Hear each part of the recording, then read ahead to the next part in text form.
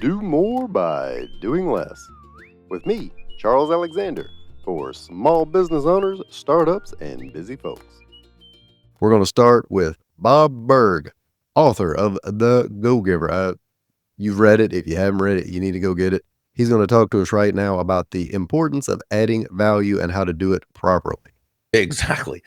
So I like to use just a very simple example, the one of the accountant who you hire to do your taxes, who charges you round figure $1,000. That's Sure. her fee, her price, $1,000. But what value is she providing you? Well, through her experience, hard work, getting to know you, getting to know your business, what you're looking to accomplish, she's able to save you $5,000 in taxes. She Right. saves you countless hours of time, and she provides you and your family with the security and peace of mind of knowing it's done correctly. So she gave you well over $5,000 in value, Correct. relative worth, right? Value in exchange for $1,000 price. So you feel great about it, and she made a very healthy profit, which she should. In fact, in any free market based exchange, when I say free market, I simply mean no one's forced to do business with anyone else. There should always be two profits: the buyer profits and the seller profits, because each of them come away better off afterwards than they were beforehand. But the key to this is that it took place not because the accountant was focused on the fee she was going to receive from you. She was focused on the immense value she was going to provide you. The fee was simply the result. This is why John and I say that money is simply an echo of value, right? It's the thunder, if you will, to value's lightning, meaning nothing more than that the value must be that you're providing another person must be your focus. The money you receive is simply a natural result. If you've ever had the week from hell and it completely derails you from doing more by doing less, this is exactly what you should do about it. Taken from the Tracking Little Victories Leads to Big Success episode. First, when you have a bad day or even a bad week, don't let it get beyond that into the next week. Stop what you're doing, write down the bad things that happened, and then you can decide, were they really that bad? Do you have a way out of them? A little trick Napoleon Hill, old motivational speaker author, used to do was to create what's the worst case scenario if this happens, and you'll realize that, well, the worst case scenario may not be that bad. And the second step is to start writing down, well, what's all of the wins? What's all the things that went well?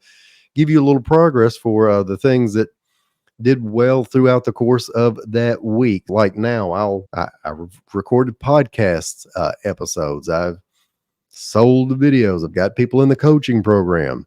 And when I look at my wins, it makes me remember what the good things are. Looking back at that point, what were my wins that I stacked up that week? For me, that week, I had outsourced some stuff to my VA that I hadn't done before. I sold a giant video package. Back then when I was trying to publish my book, I got a lot of the writing done with it. I got started with the process of even creating this podcast all the way back then.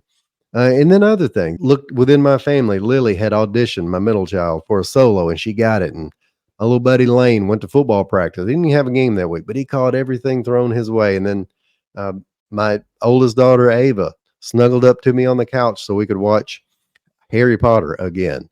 Something that we don't normally get to do. And even me and Sarah, we had just celebrated our 20th anniversary, and we just got back from this gorgeous vacation to San Diego and San Francisco, and we got to do all the fun things we planned. By focusing on those positive things, I got to celebrate my wins and shift my mindset toward more growth. And that mental shift helps you do a ton of stuff, maintain motivation, navigate challenges, stay happy when a lot of other folks are not. So take a moment, pause, reflect. Remember, there's always something to be grateful for. And yeah, I got one more quick marketing example here, but this is Dr. J.J. Peterson, head of Story Brand. If you don't know what Story Brand is, Google it. They are the premier marketing and branding company when it comes to making your customer the hero and taking them through the journey from beginning to end. And he tells us how to do more by doing less with a great example of a mattress company that goes unnamed, and how he helped them transition and sell more with that concept. And next is one of my favorite clips from Emily Hurd talking about dopamine discipline. And in this one, she explains what happens every time we go for a dopamine hit.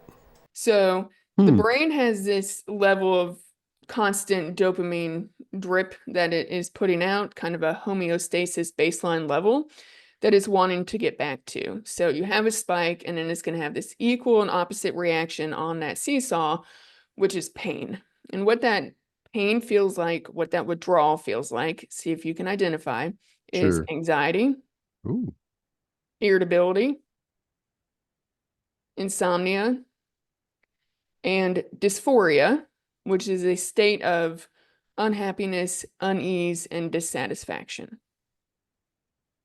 So that's going to lead me into this other thing because the dopamine discussion was based on the fact that you had talked about there's these 4 pillars. Mhm. I'm guessing these are the 4 pillars.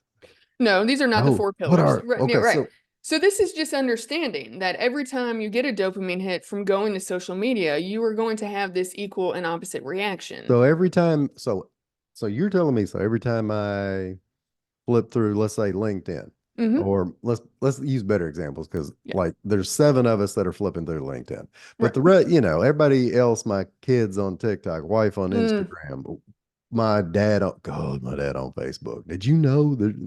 Bless his sweetheart. That there's a yeah, Dad. I know it's all bad. It's all bad things. All But bad. every time they do that, Mhm.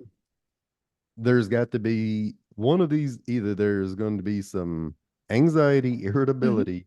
They Mhm. won't be able to sleep. And I don't even Mhm. know what that last word meant. Dysphoria. Dysphoria. So that's unhappiness, unease, and dissatisfaction, which is a state that we all love to experience, right? No, this is Ah, uncomfortable. This we is like to complain uncomfortable. about it. Yeah. So these are the universal symptoms of withdrawal from any addictive substance or behavior. So online shopping, social media, YouTube videos, gambling, alcohol, Xanax, sugar, all those things. We're like constantly in this seesaw. And then we don't like the feeling of anxiety and irritability. Next, I'm talking to you about setting one goal for this year and the what and the why behind it, which is the perfect time of year for me to be talking about this with you. I've also learned to kind of break free from some of those stale cliches and all of the pressure that social media and my own dumb brain can put on me when it comes to goals. Goals need to be simple, they need to be smart, they need to be attainable, but as much or more than anything, and this uh, they've got to be attached to something. They got not just your why, but it has to have a deeper meaning. For example, the main point I want to get across to you here is that we all need at least one goal for whatever it's going to be, a 90-day period, a 12-month period. I'm not real big into creating like 5-year goals and then trying to work my way backwards into them because what I do changes so often, and so do you. Start with a revenue goal, okay? Now, here is the mistake that many of us make, myself included, and I've done it year after year, where I will set a revenue goal. I'll simply take a look at what I made one year and then the next year up it by 10 or 20%. Oh, I had a zero behind it. That's fine. But there has to be a reason for it. What will that extra money bring you? What will happen because of it? Will it allow you to help more people? Will it allow you to hire somebody that you've been dying to work with? Will it allow you to take more time off? Will it allow you to do personal things? In my house, just making 10% more doesn't mean much, but making 10% more might mean, hey, this family gets to check off a bucket list item of going to Hawaii, or in our case, last year we went to Costa Rica. Or maybe the added dollars will help you offset increased insurance for new drivers into your household, or a better Christmas, or say whatever, but it has to have an attachment, something attached to it. And that's the reason I always go back to a revenue goal. Jason Elkins. This guy has built a mini empire with 100 Cups Consulting, now 100 Cups Mastermind. Why 100 Cups? When he first lost his job years ago, he built a business simply by going to have coffee with other people, but he did it intelligently and he did it with a system in mind. So why is it important for me to meet with just some folks that I know? And what is, you're talking about developing meeting muscle. What are you talking about? So the way that I look at every year, if 1,000 more people knew I existed and what I did, how would that impact my business? Mm-hmm. And then I think about, how am I going to get to 1,000 people? And you can run ads, and you can, in the old days, you put up a billboard or run a radio campaign or something. But today, our competition is so fierce, and it's on the phone now. You can Google business coaches and have a bunch of them pop up on Google. You're going to connect with the people that you actually know. Okay. And you can't really connect with people that you know if you're not connected, if you're not meeting with folks. If you're just hitting the like button once a week. That's it. So there's an intentionality to it. So every week I think about setting aside 45 minutes or so to do prospecting.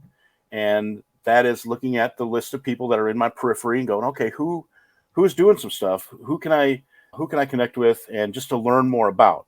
So when I'm setting those meetings, Charles, I'm not saying let's go get coffee and let me tell you what my services are. I'm saying let's go grab coffee and let me learn more about what you're doing. And then helping them, or being willing to serve them or give them a piece of advice that might help with that process, mm-hmm. just to be thought of as somebody that is knowledgeable and that can connect some dots and help them move the needle. And I'm not saying let's go do that because you're going to pay me. It's just, let me go see if I can help you. And you're starting off with people when you say meeting muscle, I always think batting practice, which is not the right way to say it, because there's a ton of value in meeting with them, but you're getting comfortable with the process with folks, That's right. And they like to help you. The people that you have in your circle tend to be, they like you. Yeah, they like you. We all have some blinders on, I suppose. That way. But that was the concept, is just being really consistent. That's why I set it at 100 at the time. It's like, okay, I can start checking this off and moving forward on these. And yes, it's going to take some time, especially if you're not going after like, oh, it's an open sale. Mm-hmm. And you're going to get some meetings that end up in business for sure. Right away. That's just gravy. The idea is to be known as someone that can help. I got a call from a guy that he told me his daughter was looking for a marketing job, and would I spend some time with her? This was 5 years ago. And I spent 20 or 30 minutes with her on the phone. I just got a call with him. He's now chamber president at a small chamber of commerce. He's like, could you help us with some marketing? I'm like, yeah, sure. Let's get together. But that was an investment that I did years ago that's starting to pay off now. And the longer you do this, that's the magic that starts happening. This is from the podcast episode. Every time you say yes to one thing, you say no to two more important things. This is the gist of how to make that comparison, to know if you're saying yes to the wrong things and what you're losing out on when you do that. So you need a break. You need to start saying no to some stuff. This would be like going to the gym twice a day and lifting the heaviest weights possible with the same muscle group. If you just keep going over and over, you'll make a little progress at the beginning, but then you'll start to fail. If you like filling every minute of every day, compare it to running a marathon. How would running marathons daily work for you? How would eating a buffet at every meal work for you? That's what we're doing when we say yes to so many things. We're just going wide open all the time. And people will tell me, Charles, I need to be busy. I need to be productive. I don't like having idle time. Your brain needs it. Your body needs it. Your mental health and well-being need it. It just sounds cute to be busy all the time because it gives you the excuse of not having to say no. And then you can pretend like you're being productive or being, a good citizen. Good friend of mine who had served, let's say, we won't dime him out, but let's say he was the Rotary president. And he served on that, and he said yes to every single solitary meeting, took on everybody he could. And then one day just realized he wasn't getting to watch his kids grow up because he was involved in every single solitary thing he could be in. He said no. Somebody else stepped up. Nobody talked bad about him. Now he's got his life back. So here's some things to do. Identify one thing this week that you can say no to out of all the things we listed. And then you know what? Stop doing it. Replace it with something else that you actually enjoy. So let's say you've decided that board or committee is a great one. Tell them you need to take a hiatus. Tell them to get some personal stuff. That way they can really worry about you. But tell them, look, I'm going to take a month off. With those 4 hours, don't waste it. Don't just go to YouTube. Don't go to Netflix. Don't check your email. Replace it with something you really like. If you're not going to the gym, go to the gym at that time. If you're missing time with a spouse, go on 4 dates. If you're missing time with kids, insert that there. If you're missing time just sitting and reading and being quiet or hiking, replace it. Then, after those 4 weeks, compare the two. When they reach back out to you and say, sure would like to have you back over here on this XYZ committee. You can say yes, but say, all right, you compare it internally. Am I really making that big of an impact? Do they really need me? And then compare it to, well, do I want to skip those dates? Do I want to skip that time going to the gym? Do I want to skip that time with my kid? And then once you have a basis of comparison, you can decide what you say yes to. But keep this in mind. Anytime you say yes to one thing, I promise you, you're saying no to 2 more important things.